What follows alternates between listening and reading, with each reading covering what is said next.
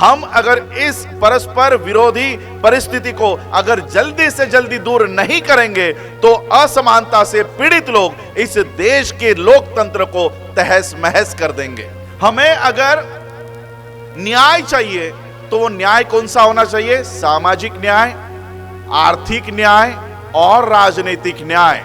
और जब तक जात होगी तब तक समाज तैयार नहीं हो सकता। बौद्ध धर्म में आते समय जिस जाति से आ रहे हो, जिस धर्म से आ रहे हो, एक बार बौद्ध धर्म में आने के बाद वो जातियां, वो धर्म उधर ही मिटने चाहिए। बुद्धा के पैसों पे ब्राह्मणी व्यवस्था भारत में मजबूत हो रही है। क्यों? क्योंकि हम बुद्धिस्ट नहीं है।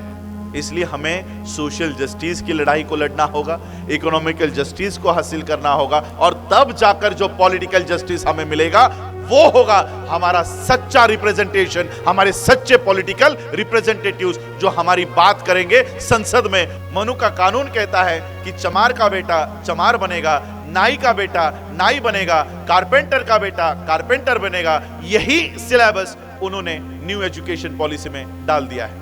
सिलेबस तुम्हारा नहीं चलेगा, अगर स्कूल हमारा है तो सिलेबस भी हमारा होगा, अभ्यासक्रम भी हमारा होगा। ए फॉर अंबेडकर सिखाया जाएगा और बी फॉर बुद्ध सिखाया जाएगा। आज हम लोग 74th रिपब्लिक डे सेलिब्रेट कर रहे हैं। यह सेलिब्रेट करते समय मैं बाबा साहब अंबेडकर जी का एक कोटेशन, आज के दिन का एक कोटेशन आप लोगों को पढ़कर सुनाना चाहता हूं। बाबा साहब अंबेडकर जब संविधान लागू हुआ, यानी 26 नवंबर 1949 को बाबा साहब अंबेडकर जी ने यह संविधान सभा को सुपुर्द करने के बाद यह सम्मत हुआ और 26 जनवरी को लागू हुआ, तब बाबा साहब अंबेडकर एक कोटेशन, एक टर्म कहते हैं कि how long shall we continue to live this life of contradiction. कल से हम ऐसे दौर में गुजरने वाले हैं जहां पर परस्पर विरोधी वातावरण तैयार होगा। How long shall we continue to deny equality in our social and economical life. हमें कितनी देर तक अपने सामाजिक और आर्थिक जीवन में गैर बराबरी का सामना करना होगा? If we continue to deny it for long, we will do so only by putting our political democracy in peril. अगर हम ये ज्यादा समय तक इसे करते रहे तो हम अपने राजनीतिक स्वातंत्र को खतरे में डाल देंगे। हमें we must remove this contradiction at the earliest possible moment, else those who suffer from inequality will blow up the structure of democracy which this constituent assembly has so laboriously built up। इसका मतलब है अन्यथा हम अगर इस परस्पर विरोधी परिस्थिति को अगर जल्दी से जल्दी दूर नहीं करेंगे तो असमानता से पीड़ित लोग इस देश के लोकतंत्र को तहस महस कर देंगे। बाबा साहब अंबेडकर जी ने उसी समय यह आशंका व्यक्त की थी कि इस देश की लोकतंत्र ज्यादा देर नहीं टिकेगी। आज हम लोग बात कर रहे हैं ना, संविधान खतरे में है, संविधान नष्ट हो रहा है। बाबा साहब ने पूना में लॉयर्स एसोसिएशन ने बाबा साहब को एक कार्यक्रम के लिए बुलाया था। लॉयर्स का एक एसोसिएशन था और उस एसोसिएशन के मीटिंग में जो बाबा साहब ने स्पीच किया हुआ है वो आज भी रिकॉर्ड पर है। बाबा साहब ने वहां पर क्लियरली कहा था कि हम अपना स्वातंत्र्य, हम अपना लोकतंत्र एक बार फिर गवा देंगे। जैसे अमन कामले जी ने कहा कि this is not the first time we are celebrating our freedom. ये कोई पहली बार नहीं है। यह देश पहले भी आजाद रह चुका था, यह देश पहले भी गणतंत्र में था, यह देश पहले भी लोकतंत्र को देख चुका है। फिर हमने अपनी आजादी खोई कैसे? यह पहली बार नहीं थे कि ब्रिटिश हमारे ऊपर आकर राज करके गए हैं। अनेक लोगों ने हमारे ऊपर राज किया है, अनेक बार हमने अपना स्वातंत्र्य खोया है। और बाबा साहब ने यही आशंका एक बार फिर व्यक्त की थी कि आगे चलकर फिर से हम अपना लोकतंत्र, अपनी आजादी खो सकते हैं अगर हम सामाजिक और आर्थिक बराबरी को हासिल ना कर पाए। फॉर एग्जाम्पल, आप लोग अपने आप के सामने भारत का प्रियम्बल लेके आओ। इस देश का प्रियम्बल, उद्देशिका, भारताच्या संविधानाचा उद्देश्य काय आहे? भारत के संविधान का उद्देश्य केवल 4 चीजों को प्राप्त करना है। 395 आर्टिकल्स भूल जाओ, नहीं याद रहते हमें। सिर्फ 4 चीजें हासिल करना है। वो 4 चीजें क्या है? Justice, equality, liberty and fraternity. बस इसके अलावा और कुछ भारत का संविधान आप लोगों के लिए प्राप्त करने के लिए नहीं है। बस हमें 4 चीजें चाहिए। जस्टिस, कौन सी justice? Social, economical and political. ये सीक्वेंस केवल देश के संविधान निर्माता के नहीं, विश्व का जिस व्यक्ति ने संविधान की पढ़ाई की है, ऐसे महान विश्व विख्यात संविधान का डॉक्टर बाबा साहब अंबेडकर जी ने यह सीक्वेंस भारत के जस्टिस के लिए कही है। कौन सी? Social, economical and political. हमें अगर न्याय चाहिए तो वो न्याय कौन सा होना चाहिए? सामाजिक न्याय, आर्थिक न्याय और राजनीतिक न्याय। 1950 में यह उद्देशिका, केवल उद्देश्य क्या होना चाहिए भारत के संविधान का, इसके लिए महीनों महीनों तक सेशंस चले हैं। 40%, 50% पूरे कॉन्स्टिट्यूएंट असेंबली का समय केवल भारत की उद्देशिका तैयार करने के लिए लगा हुआ है। 40% टाइम कि भारत के संविधान का उद्देश्य क्या होगा। और उद्देश्य क्या है भारत के संविधान का? कि हमें, we the people of India, हम भारत के लोग, हमें क्या प्राप्त करना है? न्याय प्राप्त करना है। कौन सा न्याय? सामाजिक न्याय, आर्थिक न्याय और राजनीतिक न्याय। अब हम लोगों को सामाजिक न्याय के बारे में कोई लेना देना नहीं है। हमें आर्थिक न्याय के ऊपर हमारे लिए कोई प्रोग्राम्स नहीं है। हमें केवल चाहिए राजनीतिक न्याय। और फिर राजनीतिक न्याय पाने के लिए हम बाबा साहब के 1936 के कोटेशंस उठाते हैं, 1936 के, 1943 के, 1949 के कोटेशंस उठाते हैं और लोगों को कहते हैं कि बाबा साहब की मूवमेंट सिर्फ राजनीतिक मूवमेंट है। क्या कोटेशंस? जा आणि तुमच्या घराच्या भिंतीवर लिहून ठेवा की आम्हाला शासन करती जमात बनायची आहे, कि जाओ अपने घरों के दीवारों पे लिख दो कि हमें शासनकर्ता बनना है। बाबा साहब के ये 1936 वाले कोटेशंस हम लोगों को बताते हैं और लोगों को सिर्फ राजनीतिक मूवमेंट खड़ी करने के लिए प्रेरित कर रहे हैं। हमें सोशल मूवमेंट से कोई लेना देना नहीं, हमें इकोनॉमिकल मूवमेंट से कोई लेना देना नहीं, हमें सिर्फ पॉलिटिकल मूवमेंट चाहिए। और ऐसा नहीं कि हमने पॉलिटिकल मूवमेंट खड़ी की तो हमें रिजल्ट नहीं मिला, बहुत अच्छा रिजल्ट मिला, बहुत बढ़िया रिजल्ट लिया हम लोगों ने। हमारे पास राजनीतिक मूवमेंट चलाने के वजह से 132 मेंबर ऑफ पार्लियामेंट्स आज हमारे पास है। कितने? 132, ज्यांना तुम्ही खासदार म्हणता, हिंदी में सांसद कहते हैं, इंग्लिश में एमपी कहते हैं, मेंबर ऑफ पार्लियामेंट कहते हैं, ऐसे 132 हमारे पास है। रिजर्व सीट से चुनकर गए हुए संसद में बैठे हुए हैं। और सारे भारत के कॉन्स्टिट्यूंसीज को, असेंबली कॉन्स्टिट्यूंसीज को अगर एक किया जाए तो ऐसे 1,500 मेंबर ऑफ लेजिस्लेटिव्ह असेंब्लीज, ज्याला मराठीत तुम्ही आमदार म्हणता, हिंदीमध्ये काय म्हणतो आपण त्यांना? विधायक। हिंदी में विधायक, मराठीत आमदार, इंग्लिश मध्ये एमएलए, ऐसे 1,500 एमएलए हमारे पास है, रिजर्व सीट से चुनकर गए हुए। और इसके पश्चात एक एक्स प्रेसिडेंट ऑफ इंडिया हमारा था। इतनी बड़ी राजनीतिक ताकत ना जैनों के पास है, ना मुसलमानों के पास है, ना सिखों के पास है, ना क्रिश्चियनों के पास है, वो हमारे पास है। क्यों? क्योंकि हमने सिर्फ कंसंट्रेट किया पॉलिटिकल जस्टिस पर। सोशल जस्टिस नहीं मिला तो भी चलेगा, इकोनॉमिकल जस्टिस नहीं मिला तो भी चलेगा। जिन जैन और सिंधियों का उदाहरण सर ने आपके सामने दिया, उन जैनों ने सोशल जस्टिस के लिए लड़ाई लड़ी, उन सिंधियों ने सोशल जस्टिस की लड़ाई लड़ी। उसके बाद उन्होंने इकोनॉमिकल जस्टिस को हाथ में लिया, और इसका परिणाम क्या हुआ पता है? Jain, for example Jain community, जैनों की लोक संख्या भारत में 0.4% शायद है, 0.4% जैन पॉपुलेशन, वो अपने समाज से सरपंच तक चुनकर नहीं ला सकती। अगर आपके चंद्रपुर में जैन क्या देखे तो क्या कोई कैंडिडेट जैन खड़ा होने पर सारे जैनों ने भी अगर उसको वोट दिया तब क्या वो सरपंच भी बन पाएगा? उतने वोट है ही नहीं उनके पास। लेकिन जैनों ने सोशल जस्टिस के ऊपर काम किया। फॉर सोशल जस्टिस, सामाजिक न्याय कैसे प्राप्त करना है? सोशल जस्टिस, सामाजिक न्याय, सामाजिक न्याय में वर्ड आता है समाज। अब समाज के लिए, समाज तैयार होने के लिए किन चीजों की आवश्यकता होती है पता है?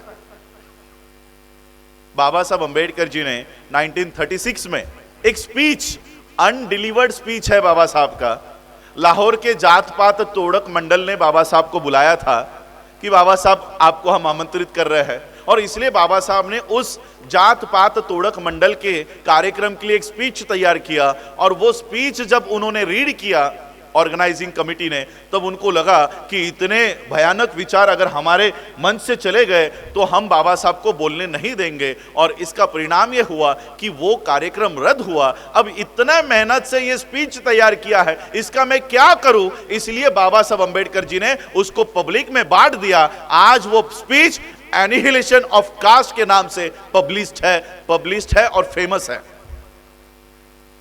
ये स्पीच हम लोगों ने नहीं पढ़ा होगा, हम लोगों को पता ही नहीं होगा कि बाबा साहब अंबेडकर जी ने 1936 में ऐसा क्या स्पीच तैयार किया था जिसे प्रसिद्ध करने के लिए, जिसको बोलने के लिए बाबा साहब को मनाही कर दी गई थी। ऐसा क्या लिखा था बाबा साहब ने स्पीच में? बाबा साहब को विनती की थी कि बाबा साहब आप अपने थोड़े शब्द थोड़े से बदल दीजिए, थोड़ा सा सॉफ्ट रखिए, अपनी भाषा को थोड़ा सॉफ्ट रखिए। बाबा साहब ने लेटर लिखा कि तुम लोगों ने मुझे बुलाया है, मैं तुम्हारे कार्यक्रम में नहीं आना चाहता हूं, तुम बुलाना चाहते हो। अगर मेरे विचार मान्य है तो मुझे बुलाओ, अन्यथा मत बुलाओ। मैं अपने स्पीच का कॉमा तक बदलने को तैयार नहीं हूं।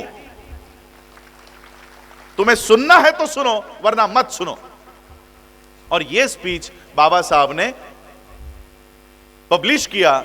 आज भी हमारे लोग इस स्पीच को पढ़ने को तैयार नहीं है। इसमें समाज की रचना बाबा साहब ने बताई है।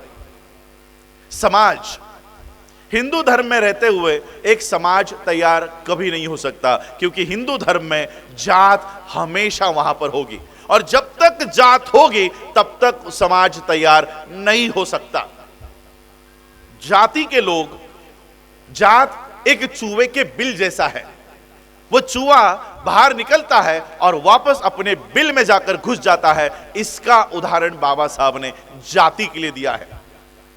और बाबा साहब कहते हैं कि अगर हिंदू धर्म में रहते हुए हम इस जात को नष्ट नहीं कर सकते, जाति खत्म नहीं होगी, और इसलिए अगर जाति खत्म करनी है तो उस धर्म को तोड़ना होगा, उस धर्म को छोड़ना होगा जो धर्म जाति व्यवस्था का प्रस्तुत करता है, जो धर्म जाति व्यवस्था को बढ़ावा देता है। ऐसे धर्म को लात मारनी होगी।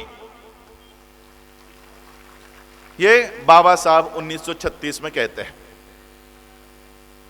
और इसलिए बाबा साहब अंबेडकर जी ने ऐसा धर्म चुना जिसमें कोई जातियां नहीं आती, कोई जातियां नहीं आती, और तब जाके बनता है समाज। अब मुझे बताइए, we are in the era of 2024, क्या हम लोगों की जातियां खत्म हुई? हम लोगों में से जातियां खत्म हुई है क्या? क्या समाज के तौर पर हम तैयार हैं आज? सोशल जस्टिस, इसी देश के प्रधानमंत्री का जॉइंट सेक्रेटरी पिछले 1 या 2 महीने पहले उसने आर्टिकल लिखा और उसने कहा जस्टिस, इक्वलिटी, फ्रैटर्निटी, लिबर्टी, इस तत्वों की, इस फिलॉसफी की भारत को अब कोई जरूरत नहीं रही है, और इसलिए देश का संविधान देश का प्रियम्बल अब बदलने की बारी आई है। कौन कह रहा है? देश के प्रधानमंत्री का जॉइंट सेक्रेटरी। और जब इस तरह के बयान और इस तरह का आर्टिकल पब्लिश होने के बाद पूरे भारत से जब इसकी निंदा की गई, इसके ऊपर टीका टिप्पणी हुई, तब प्रधानमंत्री ने कहा कि वो उसके खुद के विचार है, हमारा उससे कोई लेना देना नहीं। यानी ये बैकडोर से लोगों की टेस्ट, लिटमस टेस्ट कर रहे हैं, क्या वो जस्टिस, इक्वलिटी, फ्रेटर्निटी को भूल रहे हैं या अभी भी जिंदा है, चाह रहे हैं। लिटमस टेस्ट शुरू थी। अंबेडकराइट लोगों ने पूरे देश भर में इसके खिलाफ आवाज उठाई और फिर उस व्यक्ति को अपना बयान पीछे लेना पड़ा। अब इसके अनुसार ये जस्टिस की अब कोई जरूरत नहीं है, क्योंकि उस समय अंग्रेज थे, अंग्रेज हमारे ऊपर अन्याय कर रहे थे और इसलिए हमें जस्टिस संविधान में डालना पड़ा था, सोशल जस्टिस। तो चलिए आज देखते हैं क्या सही में हमें सोशल जस्टिस मिल रहा है। साल 2023, इसी साल हम भारत के आजादी का अमृत महोत्सव मना रहे थे, अमृत महोत्सव। और उसी साल राजस्थान में एक बच्चा स्कूल में 7वीं कक्षा में पढ़ रहा एक बच्चा, गलती से उसने सवर्ण शिक्षक के घड़े को, मटके को, पानी पीने के घड़े को हाथ लगा दिया। इसलिए उसे इतना बेरहमी से मारा कि उसमें उसकी मौत हो गई। ईयर 2023, आज भी हमें घड़े को हाथ लगाने, सवर्ण लोगों के पानी पीने के घड़े को हाथ लगाने पर मार डाला जाता है। क्या हमें सोशल जस्टिस मिला है? दूसरी घटना, उसी राजस्थान में एक युवा सिर्फ मूछें रखता था, इंस्टाग्राम पे फोटो डालता था, इसीलिए इसका गुस्सा मन में लेकर कुछ ब्राह्मणों ने उसके घर पर आकर उसकी हत्या कर दी, मूछ रखने पर। चलो ये तो सामान्य लोग हैं, इनके पास कोई ताकत नहीं है ताकि वो इन लोगों से लड़ सके। वो बच्चा 7वीं कक्षा का बच्चा कैसे लड़ सकता है? ये 22-25 साल का युवा कैसे लड़ सकता है? इनके पास तो कोई ताकत है नहीं, ये तो मरने के लिए ही पैदा हुए थे। मैं गुजरात का उदाहरण देता हूं। गुजरात का एक आईपीएस ऑफिसर, उसकी शादी तय हुई और शादी भी एक कलेक्टर लड़की से, आईएएस लड़की से तय हुई। क्योंकि वो अनुसूचित जाति से है, इसलिए अपने शादी में वो घोड़ी पर बैठकर बारात नहीं निकाल सकता। एक आईपीएस ऑफिसर को अपने ही शादी में घोड़ी पर बैठने के लिए पुलिस फोर्स मंगानी पड़ी। पुलिस फोर्स में, पुलिस प्रोटेक्शन में इस आईपीएस ऑफिसर की शादी हुई। सोचिए, अगर आईपीएस ऑफिसर के साथ ये हो रहा है, तुम्हारी हमारी कोई गिनती है? चलो आईपीएस ऑफिसर भी छोटा सा पद है। इस देश का प्रेसिडेंट, राष्ट्रपति रामानंद कोविंद, नॉट ओनली रामानंद कोविंद, अभी की द्रौपदी मुर्मू, ये दोनों भी जगन्नाथपुरी के मंदिर के लिए गए। क्या लिया गया? रामानंद कोविंद को धक्के मारकर जो जगन्नाथपुरी के मंदिर से बाहर निकाला गया। किसे? प्रेसिडेंट ऑफ इंडिया, देश के राष्ट्रपति को आज भी मंदिर में जाने से रोका जाता है। और हम कह रहे हैं कि हमें अब सोशल जस्टिस की कोई आवश्यकता नहीं है। यह सोशल जस्टिस जैनों ने प्राप्त किया। कैसे? क्या जैनों में कोई जातियां हैं? आपके यहां पर भी जैन रहते हैं, कोई जाति बता पाओगे? एक 10-12 जातियां जैनों की? कोई नहीं। सिंधियों में कोई जाति है? कोई जाति नहीं है। और इन्होंने अपनी पहचान जैन करके पूरे देश में बनाई, पूरे जैन समाज के नाम पर एक है, इकट्ठा है। हमारे में जातियां हैं। आज भी इस कार्यक्रम में प्रमुख तौर पे किसी एक जाति के ही लोग यहां पर 90% लोग बैठे होंगे। क्यों? क्योंकि आज भी हम समाज के तौर पर तैयार नहीं है। समाज बनकर हम लोग आज भी रेडी नहीं है। जब समाज बनकर रेडी ही नहीं है तो सोशल जस्टिस किसके लिए मांगने वाले हो? और इसलिए समाज बनाने के लिए बाबा साहब अंबेडकर जी ने हिंदू धर्म का त्याग किया और बौद्ध धर्म का स्वीकार किया, और बौद्ध धर्म में आते हुए हमें इंस्ट्रक्शन दिए। क्या स्टैंडिंग इंस्ट्रक्शन थे? कि बौद्ध धर्म में आते समय जिस तरह से अलग अलग नदियां ये महासागर में जाकर मिलती है, और महासागर में मिलने के बाद कोई ये नहीं बता सकता कि ये कृष्णा नदी का पानी है, ये गोदावरी नदी का पानी है, ये यमुना का पानी है, ऐसे अलग अलग करके कोई महासागर का पानी डिवाइड नहीं कर सकता। इस तरह से बौद्ध धर्म में आओ। बौद्ध धर्म में आते समय जिस जाति से आ रहे हो, जिस धर्म से आ रहे हो, एक बार बौद्ध धर्म में आने के बाद वो जातियां, वो धर्म उधर ही मिटने चाहिए। बौद्ध धर्म में आने के बाद फिर से अपनी जाति और धर्म यहां आकर बताने की आवश्यकता नहीं पड़नी चाहिए। हमारी पहचान क्या होगी? केवल बुद्धिस्ट। हमारी पहचान होगी केवल बुद्धिस्ट। क्या हम लोग बौद्ध हैं? क्या हम लोग बौद्ध हैं? तो बौद्ध है कौन? अगर हम बौद्ध नहीं हैं तो बौद्ध है कौन? मेरा वो आप लोगों को, ताकि ये चैनल पर भी देख सके कि भारत के बौद्ध आखिर है कौन। अगर तुम बौद्ध नहीं हो, मैं बौद्ध नहीं हूं, फिर भारत में बुद्धिस्ट है कौन? यह है भारत के बुद्धिस्ट, और इनका टूर लगा हुआ है United kingdom, Germany, Netherland, parliament of United kingdom. यह पूरे बुद्धिस्ट टूर इनका लगा हुआ है, बुद्धिस्ट टूर लगा हुआ है।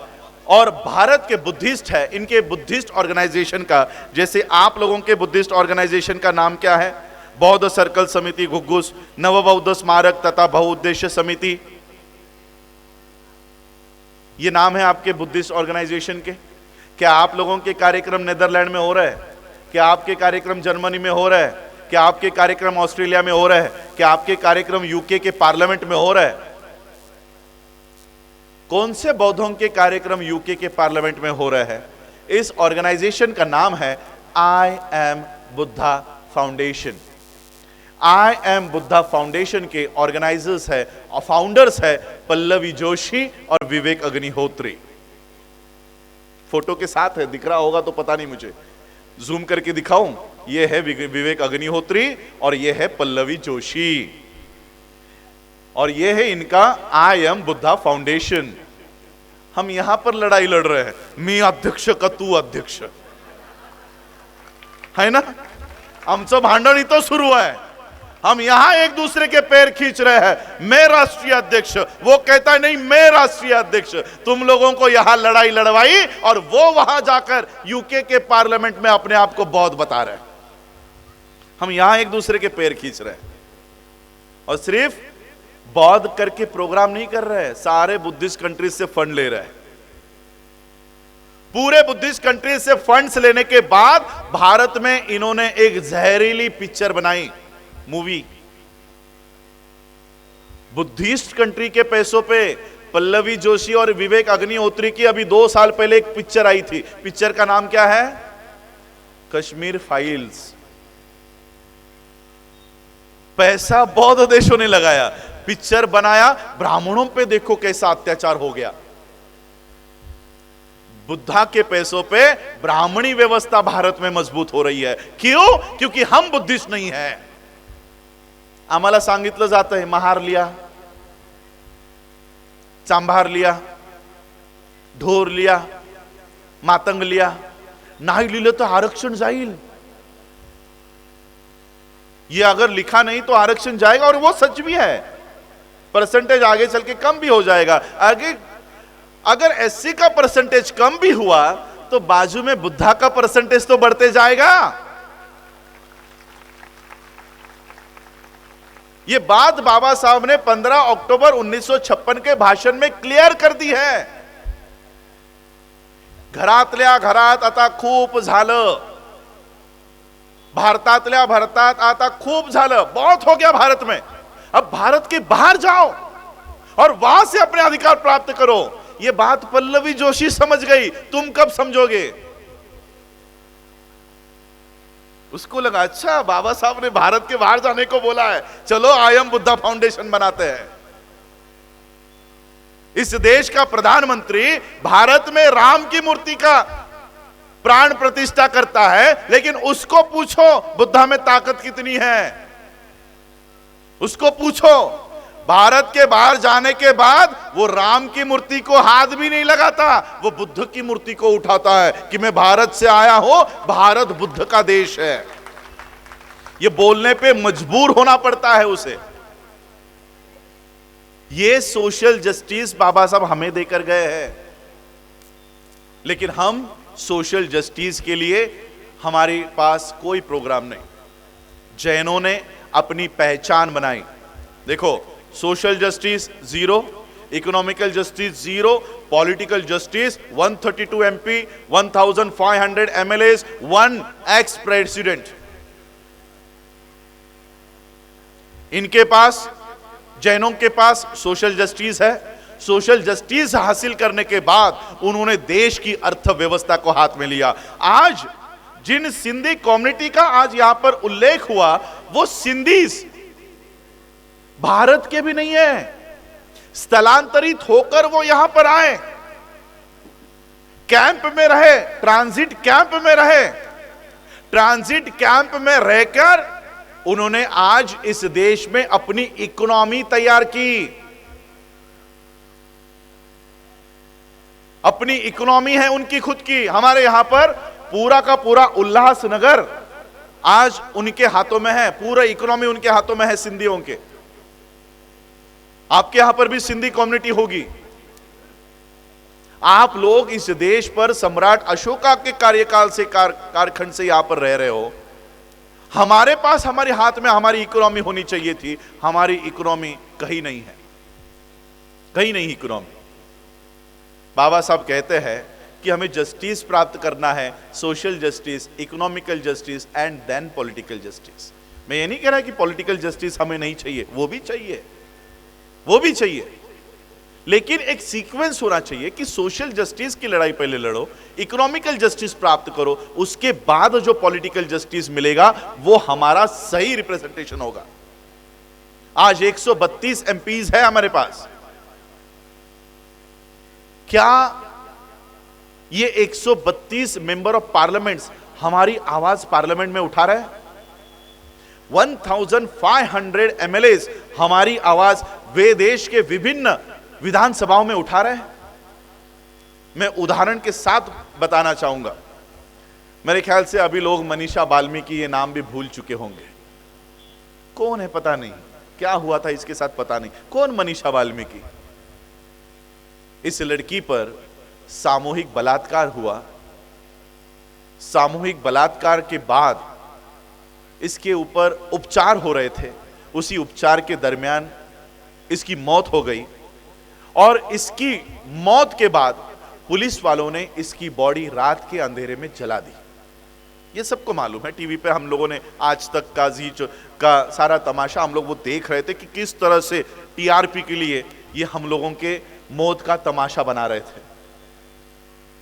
मैं उस डिटेल में जाना नहीं चाहता, लेकिन जिस कॉन्स्टिट्यूंसी में मनीषा वाल्मीकि का घर है, हाथरस, उस हाथरस का एमएलए उसी कम्युनिटी का है जिस कम्युनिटी की मनीषा थी, उसी कम्युनिटी का। और नॉट ओनली एमएलए, उसी कॉन्स्टिट्यूंसी का मेंबर ऑफ पार्लियामेंट भी उसी कम्युनिटी का है जिस कम्युनिटी की मनीषा थी। क्या उस एमपी ने और एमएलए ने मनीषा वाल्मीकि के लिए विधानसभा में या संसद में एक भी बार मुंह खोला? रास्तों के ऊपर हम लड़ाई लड़ रहे थे। अगर ये हालत हमारे एमपीज और एमएलएस की है, तो क्या ये 132 एमपीज हमारे किसी काम के हैं? क्यों काम के नहीं है? क्योंकि हमारे पास अपनी सोशल जस्टिस नहीं है, हमारे पास अपना इकोनॉमिकल जस्टिस नहीं है। हम सिर्फ काम कर रहे हैं पॉलिटिकल जस्टिस के लिए, सिर्फ पॉलिटिकल जस्टिस। जैनों ने सोशल जस्टिस पर काम किया, इकोनॉमिकल जस्टिस पर काम किया। जो कम्युनिटी सरपंच तक नहीं बना सकती थी, उस कम्युनिटी ने केवल सोशल और इकोनॉमिकल जस्टिस की लड़ाई लड़ने के बाद पॉलिटिकल जस्टिस हासिल कर ली। कैसे? उनके तो 132 एमपीज भी नहीं है, उनके तो एमएलएस भी नहीं है, उनका तो प्रेसिडेंट भी नहीं है। केवल एक आदमी इन जैनों ने देश के संसद में भेजा है। उसका नाम क्या है पता है? कौन है वो आदमी? अमित शाह, इस देश का होम मिनिस्टर, गृह मंत्री। जो कौम अपने समाज से सरपंच नहीं तैयार कर सकती थी, उस समाज ने सोशल जस्टिस हासिल की, उस समाज ने इकोनॉमिकल जस्टिस हासिल की, और उस समाज ने अपना गृह मंत्री भेजा। उनकी पॉपुलेशन भी नहीं है, हमारी 22% पॉपुलेशन है। हमारे पास सोशल जस्टिस नहीं, इकोनॉमिकल जस्टिस नहीं, हमारे पास एक प्रेसिडेंट बन गया, फिर भी हमारे किसी काम का नहीं है, किसी काम का नहीं। इसलिए हमें सोशल जस्टिस की लड़ाई को लड़ना होगा, इकोनॉमिकल जस्टिस को हासिल करना होगा, और तब जाकर जो पॉलिटिकल जस्टिस हमें मिलेगा वो होगा हमारा सच्चा रिप्रेजेंटेशन, हमारे सच्चे पॉलिटिकल रिप्रेजेंटेटिव्स जो हमारी बात करेंगे संसद में और विभिन्न विधानसभाओं में। अन्यथा ऐसी पॉलिटिकल जस्टिस हमारे किसी काम की नहीं होगी। Without social justice and without economical justice, political justice has no value. बिना सामाजिक न्याय के और बिना आर्थिक न्याय के हमारे लिए राजनीतिक न्याय किसी काम का नहीं है, किसी काम का नहीं है। और इसलिए हमें इन जस्टिस के ऊपर काम करना होगा। इसलिए हमने, क्योंकि मेरा पूरा एजुकेशन इकोनॉमी के ऊपर है, कॉमर्स ग्रेजुएट हूं, फाइनेंस पोस्ट ग्रेजुएट हूं, पीएचडी फाइनेंस में है, सीएस की पढ़ाई कर रहा हूं। तो ये सारा मेरा जो पढ़ाई है, अपब्रिंगिंग है, ये इकोनॉमी को लेकर है। आप लोग मुझे मेरी पहचान बता रहे थे कि यांची ओळख द्यायची। मेरी पहचान है कि आई एम एनालिस्ट, मैं एनालिसिस करता हूं, मेरा काम है। आज अगर कोई घटना यहां पर घटित हो रही है इकोनॉमिकल, उसके 2 साल बाद क्या परिणाम होंगे, उसके 5 साल बाद परिणाम क्या होंगे, उसके 10 साल बाद परिणाम क्या होंगे, यह हमारा काम है, प्रोफेशन है, एनालिसिस करना, एनालिसिस करना। और आज जो कानून बन रहे हैं, ये कानून बनने के बाद 2 साल बाद क्या होने वाला है पता है?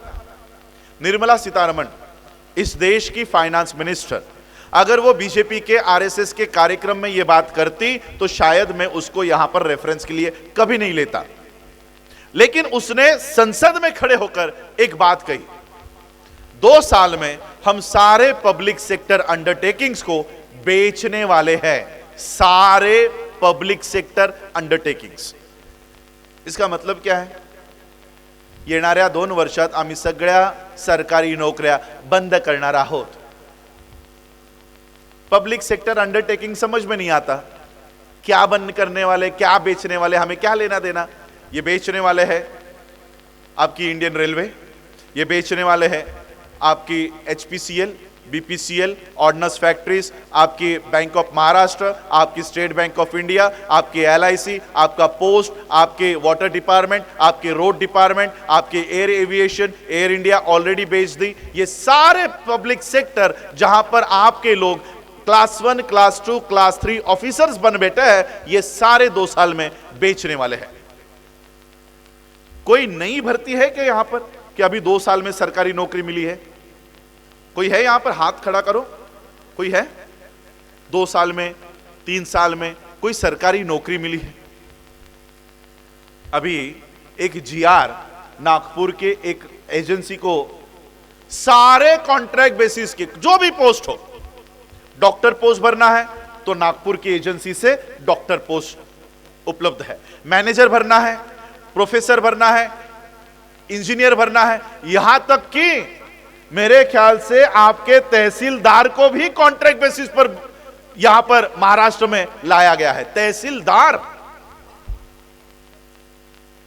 तहसीलदार कॉन्ट्रैक्ट बेसिस पर महाराष्ट्र के गवर्नमेंट ने अपॉइंट किए हैं। कल कलेक्टर भी इसी एजेंसी से आएंगे जिसके लिए आप पढ़ाई कर रहे हो ना, एमपीएससी, यूपीएससी। ऑलरेडी 450 लोग लैटरल एंट्री से आईएएस बना दिए गए। No examination, no returns, no oral, directly select as joint secretaries. अब 2 साल में क्या होगा? जो भी आखिरी बचा हुआ आपका व्यक्ति है वो अपने रिटायरमेंट से बाहर आएगा और आपकी सारी पब्लिक सेक्टर जीरो हो जाएगी। 2 साल में आखिरी आदमी रिटायर होगा। नए बच्चों को एंट्री है नहीं। 2 साल में सभी प्राइवेटाइज होकर घर बैठ जाएंगे, नई नौकरी नहीं होगी। ऐसे हालात में आपकी अर्थव्यवस्था का क्या होगा? एजुकेशन का अगले साल से न्यू एजुकेशन पॉलिसी पूरे देश में इंप्लीमेंट होने जा रही है। इसके अभी से ही ट्रेनिंग्स, वर्कशॉप्स टीचर्स को, प्रोफेसर्स को दिए जा रहे हैं। वर्कशॉप शुरू हो गए। न्यू एजुकेशन पॉलिसी से फिर से एक बार मनु का कानून इस देश में लागू होगा। मनु का कानून कहता है कि चमार का बेटा चमार बनेगा, नाई का बेटा नाई बनेगा, कारपेंटर का बेटा कारपेंटर बनेगा। यही सिलेबस उन्होंने न्यू एजुकेशन पॉलिसी में डाल दिया है। 5वीं के बच्चे को पूछा जाएगा कि इसमें से क्या सिलेक्ट करना है, कारपेंट्री, इलेक्ट्रिकल, मैकेनिकल, प्लम्बिंग, क्या सिलेक्ट करना है। वो घर जाके अपने पिता को पूछेगा कि क्या सिलेक्ट करूं। बाप अगर प्लम्बर है तो वो कहेगा कि बच्चे मुझे इलेक्ट्रिशियन का कोई काम पता नहीं, तू एक काम कर, प्लम्बिंग सिलेक्ट कर ताकि घर में भी मैं तुझे ट्रेनिंग दे सकूं। बन गया ना प्लम्बर का बच्चा प्लम्बर, इलेक्ट्रिशियन का बच्चा इलेक्ट्रिशियन। इस तरह से न्यू एजुकेशन पॉलिसी। और अभी टाइम्स ग्रुप का एक सर्वे है, सबसे ज्यादा ड्रॉप आउट परसेंटेज 8वीं कक्षा के बाद शेड्यूल कास्ट के है। SC STs 8वीं के बाद अपनी पढ़ाई छोड़ रहे हैं, पढ़ाई बंद कर रहे हैं। 2 साल बाद क्या होगा? हमारे बच्चे ये सारे एजुकेशन सेक्टर से बाहर फेंक दिए गए होंगे। क्या इस आने वाले परिस्थिति के लिए हम तैयार हैं? अब स्कूल बनाना है, कॉलेज बनाना है, वैभव ने कहा ना, मीडिया खड़ा करना है। आज हमारे पास नेशनलाइज मीडिया नहीं है, इंटरनेशनल मीडिया नहीं है। ये तो अंग्रेजों का भला हो कि आज वो यूट्यूब के माध्यम से हमें अपना बात करने के लिए मौका दे रहे हैं। अगर ये यूट्यूब किसी भारतीय ने बनाया होता तो वहां पर भी हमारी जाति के वीडियोस देखकर, आज मेरे फेसबुक पेज को इन्होंने लिमिट कर दिया है, ना मैं शेयर कर सकता हूं, ना उसके व्यूज आते हैं। ब्राह्मण रोज मेरे पेज को रिपोर्ट मार रहा है, रिपोर्ट करता है। जो एक समय मेरे वीडियोस 1 मिलियन 10 मिलियन तक जाते थे, अब वो 100-200 लोगों तक भी नहीं जाते। 2 साल में हमारा मीडिया भी, हमारी आवाज भी खत्म हो जाएगी। यूट्यूब चैनल पर आज आवाज इंडिया के वीडियोस दिख रहे हैं, टीवी चैनल पर आज दिख रहा है। ये तो आवाज इंडिया है, इसीलिए मेरा आवाज इंडिया में गया, वरना आवाज इंडिया नहीं होता तो लोगों को पता भी नहीं होता कि राजरत्न अंबेडकर नाम की कोई व्यक्ति भी है। मीडिया खड़ा करने के लिए ऑफिशियल, मेरे ख्याल से ऑफिशियल 30 करोड़ रुपया उसकी फीस हो गई है। ब्रॉडकास्टिंग मिनिस्ट्री ने की, ब्रॉडकास्टिंग मिनिस्ट्री की 30 करोड़ रुपए की फी है। यूनिवर्सिटी बनाने के लिए AICTE UGC की 10 करोड़ की फी है। बैंक बनाने के लिए multi state cooperative credit society की 1 करोड़, कोऑपरेटिव बैंक के लिए 5 करोड़, नेशनलाइज बैंक के लिए 100 करोड़। मैं ये आंकड़े इसलिए बता रहा हूं, ये आंकड़े सुनने के बाद आप कहोगे इतना पैसा हम कहां से लाएंगे, है ना, हमारे से तो होगा ही नहीं। ना तो हमारी यूनिवर्सिटी कभी होगी, 10 करोड़ रुपए कहां से लाएंगे? ना तो हमारा चैनल होगा, 30 करोड़ रुपए कहां से आएगा? ना तो हमारी बैंक होगी, 100 करोड़ कहां से आएंगे? ये कौन कह रहे पता है? किनके सवाल है? 2020, 2 साल 3-4 साल पीछे लेके जाता हूं। कोरोना, थोड़ा सा याद करो, मार्च महीने में लॉकडाउन घोषित हुआ, वर्ल्ड वाइड लॉकडाउन घोषित हुआ, और बाबा साहब की जयंती भी इसी लॉकडाउन में, उसी समय बाबा साहब की जयंती भी आ रही थी। स्ट्रिक्ट लॉकडाउन था, कड़क लॉकडाउन होता, हम घर से बाहर भी जा नहीं पा रहे थे। मुझे बताओ, उस साल की जयंती आप लोगों ने कैसे बनाई? क्या डीजे लगाया था? क्या पेंटिंग्स घर में की थी? क्या मिठाई लाई थी? क्या पटाखे बजाए थे? क्या इस तरह के बड़े बड़े पंडाल लगा के कार्यक्रम हुए? नहीं हुए। बाबा साहब की जयंती में, मेरा उदाहरण देता हूं, हमारी बिल्डिंग को ही सील कर दिया गया था और इसलिए हम घर के बाहर नहीं जा सकते थे। झाड़ में, पेड़ में जो फूल आए थे, वही फूल तोड़कर बाबा साहब के चरणों में रखे, बुद्ध के चरणों में रखे, एक मोमबत्ती बाबा साहब के चरणों में लगाई, बुद्ध के चरणों में लगाई और हाथ जोड़कर बाबा साहब की जयंती उस समय 2020 में हमने ये जयंती इस सादे पद्धति में की। आप लोगों ने भी ऐसी की होगी, ऐसी जयंती हुई। ये जयंती होने के बाद, क्योंकि उस समय मुझे थोड़ा समय मिल गया था मेरी पढ़ाई पूरी करने के लिए, तो मैं अपने थीसिस के लिए, क्योंकि मेरा थीसिस इकोनॉमी पर था, फाइनेंस पे था, इसलिए मैं इकोनॉमिक टाइम्स ये ऑनलाइन पेपर पढ़ता था। 16 अप्रैल को इकोनॉमिक टाइम्स में एक खबर छपी, तीसरे चौथे पन्ने पर। इकोनॉमिक टाइम्स ये फाइनेंस का पेपर है, अर्थव्यवस्था का पेपर है। उस पेपर में बाबा साहब अंबेडकर जी की जयंती की खबर छपी। तो मैं सोचा, ये इकोनॉमिक टाइम्स को बाबा साहब के जयंती से क्या लेना देना? इसलिए मैंने वो जयंती की न्यूज क्लिक की। वो जयंती की न्यूज मेरे आंखों के सामने आई। उस जयंती की न्यूज में क्या लिखा था पता है? कि बाबा साहब की जयंती कोरोना के चलते भारत में सेलिब्रेट नहीं हो पाई, इस वजह से इंडियन इकोनॉमी को, भारतीय अर्थव्यवस्था को 2100 करोड़ रुपए का नुकसान हो गया। कितना? 2100 करोड। आता हे घुग्गुस सारखं तालुक्याचं ठिकाण आहे, नगरपालिका आहे, या नगर परिषदेमध्ये तुम्ही नाही म्हटलं तरी हा 5-5.5 लाखाचा तरी सेटअप असेल। 10 लाख, अरे बाप रे, मैं तो 5-5.5 समझ रहा था। विचार करा, जर एका छोट्याशा गावात, इतने से छोटे से गांव में अगर 10 लाख रुपए का ये कार्यक्रम आप कर रहे हो, ऐसे कार्यक्रम पूरे भारत में होते हैं और एक रात में हम भारतीय इकोनॉमी को ये पैसा, ये तो आपको किसी ने डोनेशन पे नहीं दिया ना, पैसे दिए ना आपने सामने से। जब आपने सामने से पैसे दिए तो मार्केट को, इंडियन इकोनॉमी को, भारतीय अर्थव्यवस्था को आपने आज के दिन के लिए 10 लाख रुपए दिए। कितने? 10 लाख। हम 14 अप्रैल को भारतीय अर्थव्यवस्था को, इंडियन इकोनॉमी को कितने रुपए देते हैं? 2100 करोड़। एक दिन का, एक दिन का खर्चा हमारा कितना है? 2100 करोड़। अब अपने आप से सवाल पूछो कि जो समाज एक रात में 2100 करोड़ रुपया खर्च कर सकती है, क्या वो समाज 30 करोड़ का अपना मीडिया खड़ा नहीं कर सकती? क्या वो समाज 10 करोड़ की अपनी यूनिवर्सिटी खड़ी नहीं कर सकती? क्या वो समाज 100 करोड़ का अपना नेशनलाइज्ड बैंक खड़ा नहीं कर सकता? बाबा साहब के पास पैसे नहीं थे, फिर भी बाबा साहब ने सिद्धार्थ कॉलेज, मिलिंद कॉलेज, आनंद भवन, बुद्ध भवन, बेंगलोर की जमीन, ये एजुकेशन सोसाइटी के लिए, पीपल्स एजुकेशन सोसाइटी के लिए खड़ी की। पैसे नहीं थे, विजन था, दूरदृष्टि थी, एनालिसिस था। हमारे पास पैसा है, दूरदृष्टि नहीं है, दूरदृष्टि नहीं है। बाबा साहब ने 1946 में बौद्धों की स्वतंत्र शैक्षणिक व्यवस्था खड़ी की, people's education society. People's education society का लोगो देखो, 2 हरिण बैठे हुए हैं।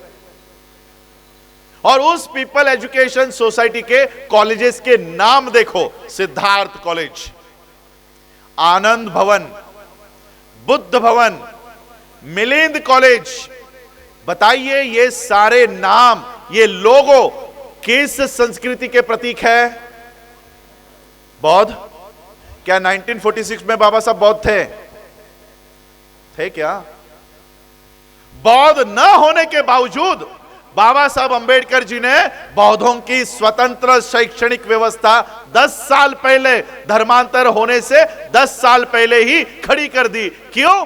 10 साल बाद जब मैं बौद्ध हो जाऊंगा, तब मेरे समाज के लोगों को किसी गुरु ब्रह्मा, गुरु विष्णु, गुरु देवो महेश्वरा के स्कूल में, कॉलेज में जाने की जरूरत ना पड़े। इसलिए बौद्धों के खुद के स्कूल खड़े कर दिए थे,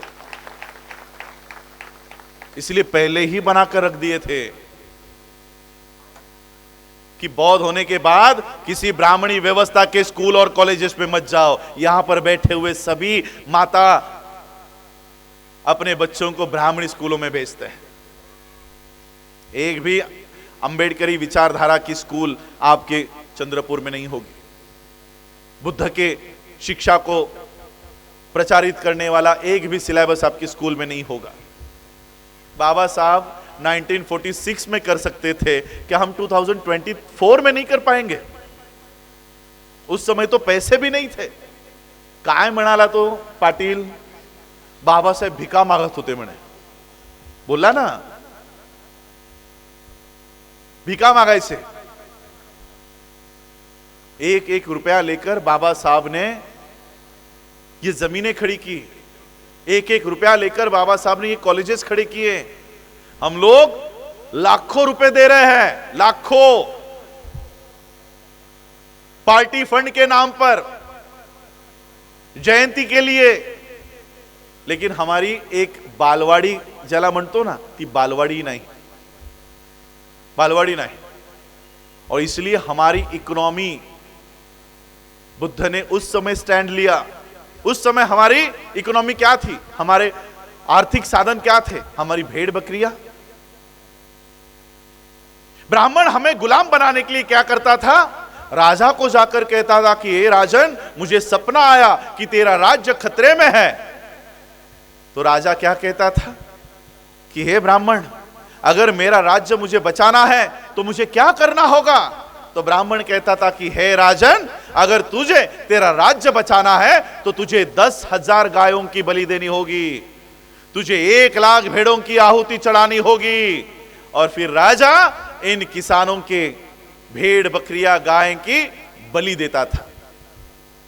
हमारे हाथों से हमारे अर्थव्यवस्था के साधन छीन लिए जाते थे।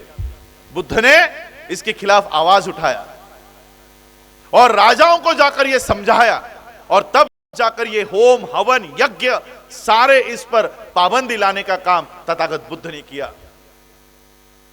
आज वही दौर हमारे साथ हो रहा है। हमारे साथ भी वही हो रहा है जो उस समय बुद्ध के समय यह ब्राह्मण किया करते थे। आज हमें क्या कहा जाता है? वो 14 एप्रिल येते आहे, अशीच साधी साधी करणार। हे घ्या माझ्याकडनं 2 लाख रुपये, डीजे असलाच पाहिजे, ये लेके जाओ मेरे तरफ से 5 लाख रुपए, डीजे बजाओ, बाबा साहब की जयंती आ रही है। और ऐसी सूखी सूखी जयंती बनाओगे? शराब बांटी जाती है, हमारे बच्चों को रास्तों के ऊपर नचवाया जाता है, और ऐसी मनती है बाबा साहब की जयंती। जिन बाबा साहब ने पूरे जीवन में एक बूंद शराब को कभी हाथ नहीं लगाया, उनकी जयंती शराब पीकर मनाई जाती है। हमारे पैसों को हम अपने आंखों के सामने जलाते हैं। मैं ये नहीं कह रहा हूं कि बाबा साहब की जयंती नहीं मनानी चाहिए, मनानी चाहिए। 2100 करोड़ क्या, 21,000 करोड़ लग गए तब भी मनानी चाहिए। लेकिन किसने 365 डेज में से 364 डेज में से एक दिन बाबा साहब की जयंती आती है 14 अप्रैल को। ये एक दिन की 14 अप्रैल की जयंती मनाने का अधिकार उसी व्यक्ति को है जो बचे हुए 363 डेज बाबा साहब के विचारों पर चलता है, उसी को बाबा साहब की जयंती मनाने का अधिकार है। वरना यहां पर जयंती मना रहे हो और शराब पीकर नाच रहे हो, ऐसे लोगों को जयंती नहीं मनाई तब भी बाबा साहब को कोई कमी नहीं है। हम लोगों को बाबा साहब के विचारों के ऊपर चलना जरूरी है। आज आप लोगों ने यहां पर बाबा साहब का स्टैच्यू 1 साल वर्धापन हो दिन अपन मना रहे हैं, 1 साल हो गया है। मुझे पता नहीं पिछले साल से लेकर आज तक आपके इस क्षेत्र में से क्या निर्माण हुआ होगा, लेकिन इसके बाद जब 2nd एनिवर्सरी होगी, मैं आप लोगों से एक वादा चाहता हूं, यहां पर अगर किसी काल्पनिक देवी देवता की मूर्ति खड़ी की होती तो मैं आप लोगों के ऊपर यह जिम्मेदारी नहीं छोड़ता। लेकिन यहां पर MSc, DSc, DLitt, bar law, PhD, MPhil, London School of Economics, Gray's Inn, Columbia University, इतने महान व्यक्ति की मूर्ति स्टैच्यू आपने खड़ा किया है, इसलिए एक जिम्मेदारी मैं आप पर सौंपता हूं। इस स्टैच्यू के अगल बगल में 5 किलोमीटर के रेडियस में से आपको 1 साल में एक आईएएस ऑफिसर, एक आईपीएस, एक डॉक्टर, एक इंजीनियर, एक प्रोफेसर तैयार करना होगा, तब जाकर बाबा साहब की सही मायने में यह मूर्ति यहां पर खड़ी हुई है इसका अभिवादन होगा। वरना यहां पर आकर सिर्फ नमन करके जाओगे, वो बाबा साहब को अभिवादन नहीं होगा। और इसलिए हमें बाबा साहब के विचारों पर चलने की जरूरत है। वो हमें बाबा साहब को भगवान बनाने के ऊपर तुले हुए हैं की बाबासाहेबांना देव बनवा, त्यांची मूर्ति पूजा करा आणि त्यांच्या विचारांना मूठमाठी द्या। हमें बाबा साहब के विचारों के ऊपर चलना है। इकोनॉमी के ऊपर मैं बात करना चाहूंगा। बाबा साहब अंबेडकर जी के थीसिस को पिछले साल 100 साल पूरे हुए। प्रॉब्लम ऑफ रुपी, 100 साल पूरा हुआ। इसलिए मैं प्रोग्राम्स देख रहा था टीवी पे, शरद पवार हो, बाकी सभी पार्टी ने कार्यक्रम किया और बाबा साहब की उस पुस्तिका का बड़ा सा बैनर बनाकर उसके ऊपर फूल माला चढ़ा रहे थे। हम लोग संविधान दिन आता है तब भी एक कुर्सी पर संविधान रखते हैं, उसके ऊपर फूल चढ़ाते हैं। क्या ये किताबें फूल चढ़ाने के लिए लिखी थी बाबा साहब ने? क्या किताबों के ऊपर फूल चढ़ाया जाता है? वो किताबें खोली जाती है, उसे पढ़ा जाता है और उसके ऊपर अमल किया जाता है। बाबा साहब के प्रॉब्लम ऑफ रुपी पर ब्राह्मण काम कर रहे हैं, हम पूजा कर रहे हैं। इन्हीं ब्राह्मणों ने बाबा साहब के प्रॉब्लम ऑफ रुपी पर क्या निर्माण है पता है? आप सभी लोगों को पता होगा। इस देश की रिजर्व बैंक ऑफ इंडिया ये बाबा साहब के प्रॉब्लम ऑफ रुपी का नतीजा है। इस प्रॉब्लम ऑफ रुपी पर रिजर्व बैंक ऑफ इंडिया की स्थापना हुई और पूरी बैंकिंग सेक्टर ये प्रॉब्लम ऑफ रुपी के ऊपर निर्माण हुई। पूरी बैंकिंग सेक्टर बाबा साहब की देन है। आप लोगों को शायद ये मालूम नहीं होगा, बैंक्स का और रिजर्व बैंक का एक जीआर है कि सारे बैंक्स में बाबा साहब की फोटो अनिवार्य है। क्यों है? क्योंकि फाउंडर ही बाबा साहब है। सारे बैंक्स के फाउंडर ही बाबा साहब, और इसीलिए बाबा साहब की फोटो हर बैंक में अनिवार्य है। अब मुझे बताओ, क्या ये सारे बैंकिंग सेक्टर में हमारा रिप्रेजेंटेशन कितना है? हमारा रिप्रेजेंटेशन, हमारी लड़ाई ही रिप्रेजेंटेशन की है। हमारी हिस्सेदारी कितनी है इन सारे बैंकों में? क्या एसबीआई हमारी है? क्या बैंक ऑफ महाराष्ट्र हमारी है? क्या कैनरा बैंक हमारी है? क्या यूनियन बैंक ऑफ इंडिया हमारी है? क्या सेंट्रल बैंक ऑफ इंडिया हमारी है? कौन सी बैंक इसमें हमारी है? कौन सी है? एक भी नहीं।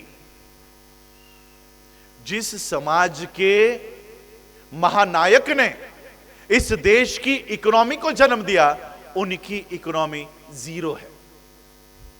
उनकी इकोनॉमी जीरो है, उनकी अर्थव्यवस्था जीरो है। मी एक उदाहरण तुम्हाला देऊ इच्छितो की आज काय अवस्था आहे आमची आर्थिक क्षेत्रामध्ये। पिछले साल 6 दिसंबर को 25 लाख लोगों ने बाबा साहब अंबेडकर जी को चैत्य भूमि में आकर अभिवादन किया। इसकी खबरें दूसरे दिन 7 दिसंबर को सभी पेपर के फ्रंट पेज पे थी। 25 लाख लोगों की गर्दी, रेकॉर्ड ब्रेक गर्दी, इतने लोगों ने बाबा साहब को अभिवादन किया। करोडो रुपयांची पुस्तकं विकली गेली, हेही त्याच्यामध्ये नमूद होतं। उसी समय जब 25 लाख लोग बाबा साहब को अभिवादन कर रहे थे, उसी समय एक बाप अपनी बेटी को लेकर हमारे पंडाल में आया था, शिवाजी पार्क के। उसने मुझे एक एप्लीकेशन दिया। एप्लीकेशन देकर कहा कि सर, मेरी बच्ची पिछले 3 साल पहले 12वीं कक्षा में पास हुई, 98% से वो पास हुई, और वही मुंबई के नजदीक DY पाटिल मेडिकल कॉलेज है, वहां पर उसे MBBS के लिए विदाउट एनी डोनेशन उसको सीट मिल गई। मैंने कहा ये तो हमारे लिए बहुत अभिमान की बात है कि हमारे समाज की एक लड़की विदाउट एनी डोनेशन उसको MBBS की सीट मिली है। उसने कहा कि sir, DY Patil medical college की सालाना फीस, 1 साल की फीस 30 लाख रुपए है। 30 लाख रुपए। मेरे पास उतने पैसे नहीं है, इसलिए पिछले 3 साल से 2019-20 academic year, 20-21 academic year, 21-22 academic year, 3 academic year में मेरी बच्ची को एग्जाम देने से रोका गया है, फीस जमा न करने की वजह से। और उस बाप ने अपनी फैमिली इनकम, एनुअल इनकम का सर्टिफिकेट मेरे हाथ में दिया। एनुअल इनकम ही 1 लाख रुपए का है, वो बाप 30 लाख रुपए की फी कहां से भरेगा? अब अगर 5 लाख रुपए मांगता, 10 लाख रुपए मांगता, तो शायद हम लोग दे भी देते। 30 लाख रुपए 19-20 के, 30 लाख रुपए 20-21 के, 30 लाख रुपए 21-22 के, ऐसे 90 लाख रुपए हम कहां से दे सकते हैं? मैंने उनको कहा कि बैंक में एजुकेशन लोन का व्यवस्था भारत सरकार ने कर रखा हुआ है। आप बैंक्स में जाओ और आपके बच्ची को एडमिशन मिला है, ये उसकी ट्यूशन फीस, उसकी जो सारी मांग की हुई लेटर कॉलेज के है, वो उनको दिखाओ और वो सारा पैसा वो कॉलेज को भर देंगे। ये प्रोविजन है बैंक्स में, एजुकेशन लोन का प्रोविजन है। उन्होंने मुझे स्टेट बैंक ऑफ इंडिया का उत्तर लेटर, उन्होंने रिप्लाई मुझे दिया। स्टेट बैंक ऑफ इंडिया ने लिखा था, तुमच्याकडे तारण ठेवण्यासाठी काही नसल्यामुळे आम्ही तुम्हाला लोन देत नाही। आपके पास गिरवी रखने के लिए कुछ नहीं है, इसलिए हम आपको लोन नहीं देंगे। ये किस बैंक ने कहा पता है आपको? किस बैंक ने? स्टेट बैंक ऑफ इंडिया, जिस बैंक ने 12,770 करोड़ रुपए अडानी के माफ किए, जिस बैंक ने 40,000 करोड़ अडानी के माफ किए, जिस बैंक ने 21,000 करोड़ अडानी के माफ किए, जिस बैंक ने 10,06,000 करोड़ 5 साल में माफ किए। ये माफ की हुई रक्कम है। आपण माफ कधी करतो? 100 रुपयातनं समजा एखाद्याला 102 रुपये द्यायचे असतील, मग आपण काय म्हणतो, जाऊ दे, वरचे 2 रुपये नको देऊ, 100 रुपयेच दे, तो 2 रुपये माफ करतो। ये 2 रुपया है। माफ की हुई रकम कितनी है? 10 लाख करोड़। सारा मिलाकर 20 लाख करोड़ रुपया एसबीआई ने पिछले 5 सालों में अडानी का माफ किया है। समझो, माफ करने वाली रकम अगर इतनी है तो एक्चुअल लोन की अमाउंट कितनी होगी? जो एसबीआई अडानी के 20 लाख करोड़ रुपए माफ कर रही है, वो हमारी बच्ची को डॉक्टर बनने के लिए 30 लाख रुपए नहीं दे रही। तो ये एसबीआई को पैसा देता कौन है इतना? क्या अडानी जैसा इतना महान विश्वविख्यात एंटरप्रेन्योर, विश्व का दूसरे क्रमांक का सबसे अमीर आदमी अपना पैसा ऐसे सरकारी बैंक में रखता होगा? सरकारी बैंक जिसके कर्मचारियों को कंप्यूटर भी ऑपरेट करने नहीं आता, ऐसे बैंक में क्या अडानी अपना मेहनत का पैसा रखता होगा? उसके पैसे हैं बैंक ऑफ अमेरिका में, बैंक ऑफ चाइना में, स्विस बैंक में। अपना सारा पैसा वो इन बैंकों में रखता है और लोन लेता कहां से है? एसबीआई से। तो इस एसबीआई में पैसे रखता कौन है? तुम लोग। इस देश का सरकारी कर्मचारी, इस देश का मिलिट्री मैन, इस देश के रेलवे मैन, इस देश के सारे बैंक के कर्मचारी, इस देश के प्रोफेसर्स, इस देश का किसान, इस देश का स्टूडेंट, इस देश की महिला, इस देश की गृहिणी, सारे लोग अपना पैसा इन सरकारी बैंकों में रखते हैं और ये सरकारी बैंक के सारा पैसा अडानी को दे रहे हैं। पैसे हमारे हैं, व्यवस्था अडानी की खड़ी हो रही है। इसका दोषी कौन है? एसबीआई, आरबीआई, नरेंद्र मोदी, अडानी या आप?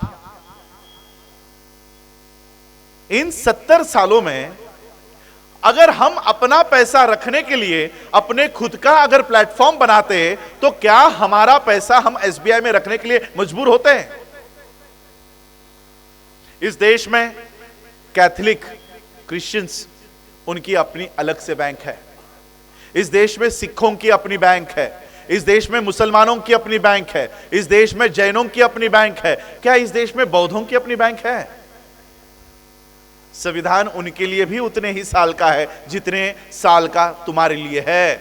उन्होंने संविधान का सारा निचोड़ ले लिया है और तुम लोग अभी तक स्कॉलरशिप और नौकरियों में ही खुश हो। हर आर्टिकल का इस्तेमाल उन लोगों ने कर लिया है और तुम लोग 2 ही आर्टिकल का इस्तेमाल कर रहे हो, तीसरे आर्टिकल पे जा ही नहीं रहे हो। और इसलिए जब मैंने ये एनालिसिस किया कि आने वाले समय में हमारे पैसों पर ये अपनी इकोनॉमी को खड़ा कर रहा है और इसलिए हमें अपना पैसा अपने ही प्लेटफॉर्म पर रखने के लिए हमें वो तैयारी करनी होगी। जब हमने ये सारी प्रोसेस सीखी, समझी, तब पता चला 1 करोड़ रुपया तो हमें सिर्फ रजिस्ट्रेशन के लिए लगने वाला है और वो भी पहला स्टेप है क्रेडिट सोसाइटी, उसके बाद सेकेंड स्टेप है कोऑपरेटिव बैंक, तीसरा स्टेप है नेशनलाइज बैंक और चौथा स्टेप है मल्टीनेशनल बैंक। ये स्टेप किसने फॉलो किया पता है आपको? इसी कंप्यूटर पे, इसी नेट पे मैं आपको और एक समाज के बारे में बताता हूं जिसने बाबा साहब के इस कानून का इस्तेमाल करके उन्होंने अपनी आर्थिक व्यवस्था खड़ी की। उस कम्युनिटी का नाम है, उस कम्युनिटी का नाम बताने से पहले उस बैंक का नाम बताता हूं, सारस्वत कोऑपरेटिव बैंक। सारस्वत कुणात असतात? कोण होते हैं ये सारस्वत? ब्राह्मण्स। ब्राह्मणों का एक सेक्ट है, उनका भी, उनमें भी जातियां हैं। कोकणस्थ ब्राह्मण, देशस्थ ब्राह्मण, उसी तरह से ये सारस्वत ब्राह्मण है। इन सारस्वत ब्राह्मणों ने बाबा साहब के इस कानून का इस्तेमाल करते हुए सारस्वत कोऑपरेटिव बैंक का निर्माण किया और ये बैंक आज 58 कंट्रीज में काम कर रही है। पॉपुलेशन ब्राह्मणों का वैसे 3.5% है, सारस्वत ब्राह्मणों का 1% है। 1% ब्राह्मण इकट्ठा आए, उन्होंने ये बैंक तैयार किया, ये प्लेटफॉर्म तैयार किया। आज ये bank presently it has correspondent relationship in 58 countries covering 9 currencies with over 162 banks। 1% population के लोग इकट्ठा आते हैं, ना तो वो गोलवलकर की जयंती में दिखे, ना वो सावरकर की जयंती में दिखते हैं, ना वो तिलक की जयंती में दिखते हैं। कभी देखी इनकी जयंती? गांधी जयंती जिस तरह से हम मनाते हैं उस तरह से देखी कभी? इस देश में एक भी साल उन्होंने सावरकर की जयंती नहीं मनाई। सावरकर के लोग उन्होंने संसद में भेज दिए। हम हर साल जयंती पूरे विश्व में मना रहे हैं, हमारा सरपंच भी नहीं जा रहा, सरपंच भी नहीं जा रहा। और इसलिए हम लोगों को आज अपनी अर्थव्यवस्था को हाथ में लेना होगा, सामाजिक व्यवस्था खड़ी करनी होगी। इस अर्थव्यवस्था को हाथ में लेने के लिए हमने पिछले एक साल भर गांव गांव में घूमकर इस कानून का इस्तेमाल करने के लिए, क्योंकि ये कानून ही कोऑपरेटिव है। कोऑपरेटिव का मतलब क्या है? कोऑपरेशन। कोऑपरेशन म्हणजे सहकार्य। हे काम मी एकटा नाही करू शकत, हा कायदाच तसा आहे। हा या कायद्याचा वापर करायचा असेल तर एकमेकांचं सहकार्य करणं बंधनकारक अनिवार्य आहे। ये कानून एक दूसरे के कोऑपरेशन से ही इस्तेमाल में लाया जा सकता है, एक अकेले के नहीं। फीस कितनी होती? 1 करोड़ रुपया। अगर हम 10 लोग मिलकर 10-10 लाख रुपए निकालते तो एक दिन में आ जाता। 10 दिन में ये पैसे इकट्ठा खड़े हो जाते। लेकिन सरकार का कानून यह है, कोऑपरेटिव एक्ट यह है कि हमको 10 लाख रुपए नहीं चाहिए, हर एक व्यक्ति का उसमें इन्वॉल्वमेंट होना चाहिए। एक व्यक्ति से ज्यादा आप 2500 रुपया ही ले सकते हो।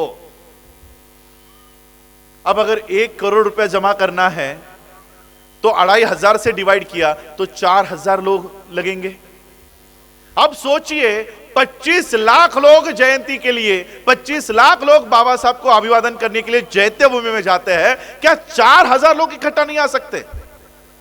यहां पर इतने लोग यहां पर बैठे हुए हैं, क्या इस गुग्गुस से, क्या इस चंद्रपुर में 4000 लोग इकट्ठा नहीं आ सकते?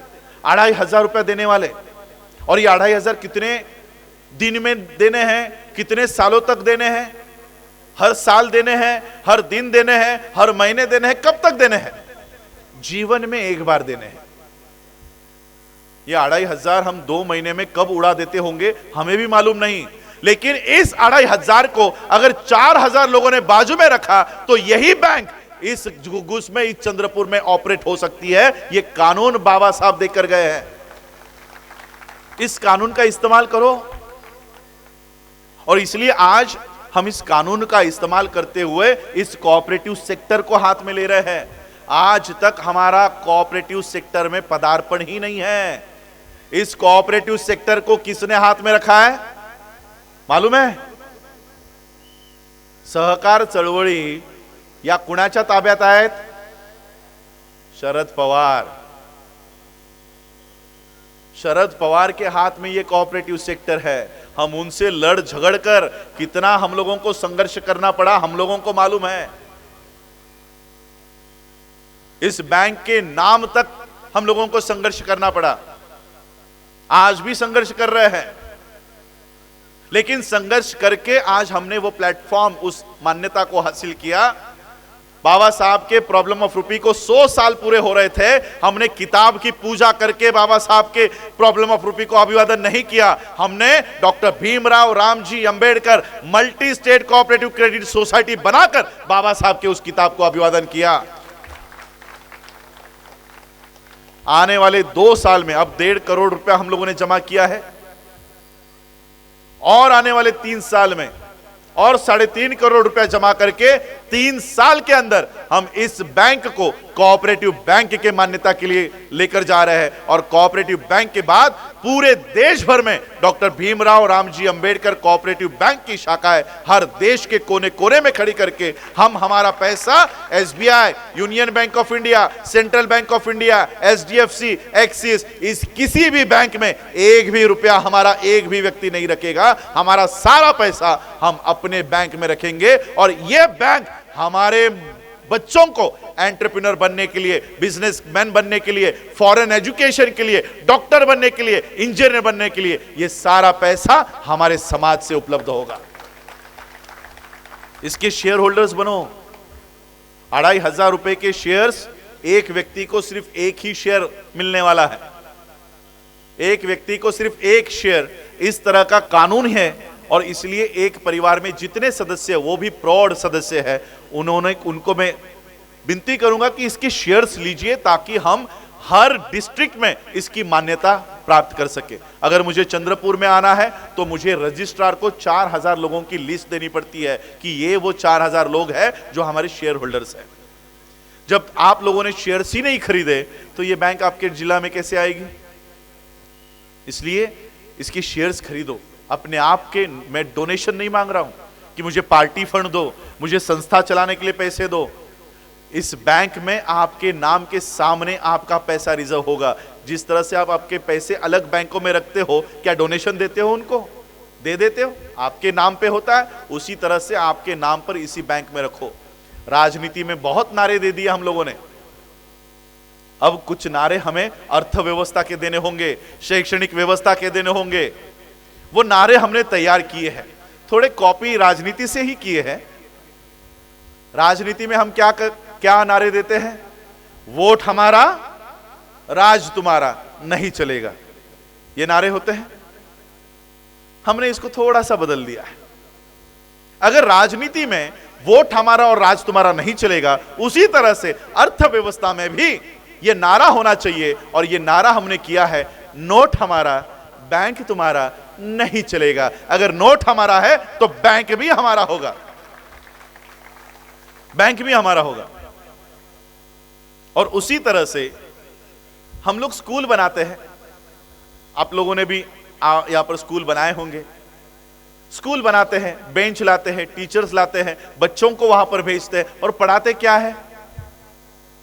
ग गणपतीचा ब भटाचा, मुलं आमची, शाळा आमची, बेंच आम्ही आणले, प्राध्यापक आमचा, शिकवतोय काय? कुलकर्ण्यानं, जोशानं तैयार केलेला सिलेबस। इसलिए हमारे बच्चों को केवल अपनी स्कूल बनाकर वहां पर भेजने के बजाय हमारा सिलेबस कैसे बन सकता है? सिलेबस स्कूल को नहीं होता, सिलेबस यूनिवर्सिटी को मिलता है, बोर्ड को मिलता है। और इसलिए अगर हमें हमारा सिलेबस तैयार करना है तो हमें हमारी यूनिवर्सिटी तैयार करनी होगी। और इसलिए शिक्षा की व्यवस्था में भी ये नारा हमने दिया है, स्कूल हमारा, सिलेबस तुम्हारा, नहीं चलेगा। अगर स्कूल हमारा है तो सिलेबस भी हमारा होगा, अभ्यासक्रम भी हमारा होगा। ए फॉर अंबेडकर सिखाया जाएगा और बी फॉर बुद्ध सिखाया जाएगा। उसके लिए यूनिवर्सिटी की मान्यता प्राप्त करनी होगी, उसके लिए 10 करोड़ लगने वाले हैं। पैसा हमारी समस्या नहीं है, पैसा हमारी समस्या बिल्कुल नहीं है। हमारी समस्या है विजन का ना होना, दूरदृष्टि ना होना, यह हमारी समस्या है। और यह दूरदृष्टि मैं आपको दे रहा हूं। यह काम अगर आपने किया तो ठीक, नहीं भी किया तब भी कुछ नहीं होने वाला। सिर्फ आने वाले समय में फिर से एक एक अधिकार अपने आंखों के सामने हमको जाते हुए देखना होगा। अगर इस देश में भारत सरकार होती तो हमें अपने अलग से बैंक बनाने की जरूरत नहीं होती, हमें अपने अलग से स्कूल बनाने की जरूरत नहीं होती। मुझे आप लोग बताओ, क्या देश में भारत सरकार, ये नाम 7 साल से सुन रहे हो क्या? कौन सा नाम सुन रहे हो फिर? मोदी सरकार। मोदी से पहले भी तो प्रधानमंत्री हुए ना, 2 टर्म्स मनमोहन सिंह के थे। कभी सुनी सिंह सरकार, देसाई सरकार, बिहारी सरकार? फिर अचानक से ये मोदी सरकार कैसे शुरू हो गया? हमारी जिम्मेदारी भारत सरकार की है, लेकिन भारत में सब कुछ है, भारत सरकार नहीं है। भारतीय संविधान भारत सरकार का दस्तावेज है। भारत सरकार किस पे चलेगा?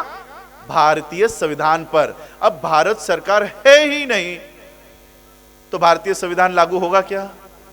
तो अभी सरकार कौन सी है? मोदी सरकार। तो मोदी सरकार को जाहिर करना चाहिए कि उनका दस्तावेज क्या है। उनका ऑफिशियल डॉक्यूमेंट क्या है? मनुस्मृति। और मनुस्मृति कहती है शूद्र अतिशूद्रों को पढ़ाई लिखाई करने का अधिकार नहीं है। ये फिर से बैक बेंच से ये मनुस्मृति को रिवाइव करने का कार्यक्रम हो रहा है। आज देश का संविधान इस देश में लागू हुआ, हार्डली 50 इयर्स। भले देश 75 इयर्स की तरफ चल रहा है संविधान के लागू होने पे, हमने तो सिर्फ 50 साल ही इसका इस्तेमाल किया है। क्या 26 जनवरी 1950 से ही हमारे आईएएस बन गए, आईपीएस बन गए, डॉक्टर बन गए, इंजीनियर बन गए? कुछ समय लगा हम लोगों को। मेरे लिए, हमारे लिए यह संविधान हार्डली 50 इयर्स का है। 50 साल में हम लोगों ने कितनी बड़ी पहल, कितनी बड़ी आज इस देश में डेवलपमेंट कर ली कि जो समाज एक समय रास्तों पर चलने पर, बैलगाड़ी में बैठने पर, गंदा पानी पीने पर उनके ऊपर निर्बंध थे, आज वो हवाई जहाज उड़ा रहे हैं। एक समय मनुस्मृति में, मनु के कानून में, इस देश में, महाभारत का एक उदाहरण देता हूं। महाभारत में द्रौपदी नाम का एक कैरेक्टर है, पता है ना आपको? क्या दूसरा नाम क्या था उसका? पांचाली। इस द्रौपदी के साथ भरी सभा में क्या हुआ था?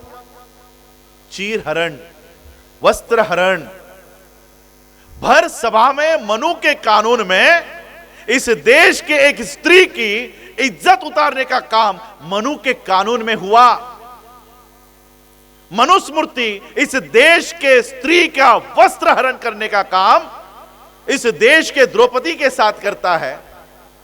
वही भारत का संविधान उसी द्रौपदी को भारत का राष्ट्रपति बनाता है।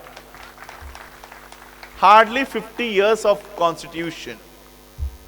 पहले पन्ने को अगर आप पढ़ोगे, justice, equality, fraternity and liberty. Baba Saheb पे हमेशा ये आरोप किया करते थे कि बाबा साहब ने ये सारी फिलॉसफी फ्रेंच रिवॉल्यूशन से उठाई है। बाबा साहब ने 25 नवंबर को अपने अंतिम भाषण में, कॉन्स्टिट्यूएंट असेंबली के अंतिम भाषण में यह स्पष्ट किया कि मैंने ये तत्व ज्ञान, मैंने ये फिलॉसफी किसी फ्रेंच रिवॉल्यूशन से नहीं उठाई, मैंने ये शिक्षा, ये टीचिंग बुद्ध के जीवन से उठाई है, बुद्ध के जीवन से ली है। और इसलिए बाबा साहब को जब यह अंदेशा हुआ कि यह संविधान तो सबसे बढ़िया है, यह संविधान तो सबसे अच्छा है, लेकिन जिनके हाथों में मैं दे रहा हूं वो लोग इस देश को संविधान पर नहीं चलाएंगे, संविधान के अनुसार नहीं चलाएंगे। और इसलिए बाबा साहब जाते जाते आपको वो बुद्ध देकर गए। क्यों? कि इस देश का संविधान अगर आपकी रक्षा नहीं कर पाया तो इस बुद्ध के पीछे जाओ, ये बुद्ध तुम्हारी रक्षा के लिए पूरे दुनिया में खड़ा होगा, पूरे दुनिया में खड़ा हो जाएगा। आज 132 बुद्धिस्ट कंट्रीज तुम्हारे लिए खड़े हैं, लेकिन तुम कहां खड़े हो? मरियाई चादारात, खंडोबा चादारात। हम उस लाइन में खड़े हैं। ये बुद्ध भर भर के तुमको देने के लिए पूरे विश्व में खड़ा है, लेकिन हम महार, मातंग, चांभार, ढोर, जितने देर तक ये आइडेंटिटी लेकर चलोगे, गांव के बाहर भी तुम्हें कोई नहीं पूछेगा। और जिस दिन तुम अपनी पहचान बौद्ध बनाओगे, उस दिन ये सारे 132 देश तुम्हारे स्वागत के लिए खड़े होंगे कि भारत से मेरा बौद्ध भाई आ रहा है, मेरा बौद्ध बांधव आ रहा है। और इसलिए आज इस प्रजासत्ताक दिन के अवसर पर मैं आप लोगों को मंगल कामना देते हुए यही बात कहूंगा कि संविधान की रक्षा के साथ साथ बुद्धिज्म को भी बढ़ाने का जिम्मेदारी बाबा साहब हमारे ऊपर छोड़कर गए हैं। इस जिम्मेदारी का हमको पूरी तरह से पालन करना है। जातियों को हमें नष्ट करना है, आपस में समाज के तौर पर हमें इकट्ठा होना है। सोशल जस्टिस की लड़ाई और इकोनॉमिकल जस्टिस की लड़ाई हमें लड़नी है। मैं इन जस्टिस की लड़ाई के लिए लड़ रहा हूं। मैं भले ही पॉलिटिकल जस्टिस की लड़ाई के लिए नहीं हूं, लेकिन इसका मतलब यह नहीं कि हम उसको नेग्लेक्ट करते हैं। वो भी हमारा रोल है, वो भी हमारा रोल है, उसको भी हमें पार करना है। लेकिन मेरी लड़ाई, मैं आपको एक 25 साल का टेन्योर लेकर चल रहा हूं। मैं आपको बताना चाहता हूं कि इन 25 साल में जो एनालिसिस मैंने किया हुआ है, बौद्ध समाज का एनालिसिस, विश्लेषण, आकलन। मैं इन 25 सालों में ऐसा काम करने जा रहा हूं कि 25 साल के बाद जब इस देश में इलेक्शंस लगेंगी, जैसे आज हिंदुओं का वोट लेने के लिए इस देश का प्रधानमंत्री राम मंदिर की उद्घाटन के दिखावा कर रहा है, 25 साल बाद की इलेक्शन जब इस देश में होगी, मैं इस देश के बौद्धों को तब तक सामाजिक तौर पर, आर्थिक तौर पर, शैक्षणिक तौर पर इतना मजबूत करके जाऊंगा कि जो भी कोई प्रधानमंत्री पद का उम्मीदवार हो वो बौद्धों के पैर पड़े बगैर प्रचार के लिए नहीं उतरेगा। इतना सक्षम, इतना ताकतवान इस बौद्ध समाज को बनाने का काम मैं इन 25 सालों में करने के लिए काम करने वाला हूं। उसके लिए आप लोगों का सहकार्य, कोऑपरेशन मुझे लगने वाला है। बाबा साहब के प्रॉपर्टी में से हमने घर नहीं लिया, जमीन नहीं ली, पैसे नहीं लिए, लेकिन बाबा साहब का वंश होने के नाते मैं आप लोगों का साथ जरूर लेना चाहूंगा। उतना तो अधिकार मेरा होना चाहिए कि बाबा साहब की, मैं नहीं मानता कि बाबा साहब की जमीनें हैं, कॉलेजेस है, उसमें से मुझे हिस्सा चाहिए। बाबा साहब की वो प्रॉपर्टी नहीं है, ये जो मेरे सामने बैठी है ये बाबा साहब की असली प्रॉपर्टी है। आप में से जो आईएएस, आईपीएस, डॉक्टर, इंजीनियर, वकील तैयार हुए, ये है बाबा साहब की असली संपत्ति। कॉलेजेस, जमीनें, बैंक बैलेंस, ये बाबा साहब की असली संपत्ति नहीं है। ये आप युवा, ये हो बाबा साहब की असली संपत्ति। इस संपत्ति में से अपनी हिस्सेदारी में जरूर लेने आऊंगा। आपका साथ, आपकी बुद्धि, आपका अर्थव्यवस्था, ये सारा जो अधिकार एक वंश को मिलना चाहिए, वो मांगने के लिए मैं जरूर आप लोगों के पास आऊंगा और वो आपसे लेकर जाऊंगा। वो मेरा अधिकार है और ये अधिकार आप लोगों के पास मांगने में जरूर आऊंगा कि आप लोग अगर मुझे बुद्धि दे सकते हो तो मुझे बुद्धि दो, साथ दे सकते हो तो मुझे साथ दो, अगर नहीं दे सकते तो जो काम हम कर रहे हैं कम से कम उसे करने में कोई मुश्किलें पैदा मत करो। बस इतना ही मैं आज आप लोगों के समक्ष कहना चाहूंगा। मुझे आप लोगों ने इतना समय दिया, इतने समय में पिन ड्रॉप साइलेंस आप लोगों ने मुझे सुना, उसके लिए मैं आप लोगों का आभार व्यक्त करता हूं। मैं अमन कामले सर का आभार व्यक्त करता हूं कि उन्होंने मुझे मेरे विचार रखने के लिए मौका दिया, उनका समय उन्होंने कट करके मुझे वो समय दिया। मेरी बुद्धिस्ट सोसाइटी ऑफ इंडिया की टीम का मैं आभार व्यक्त करना चाहूँगा और सबसे बड़ा आभार मैं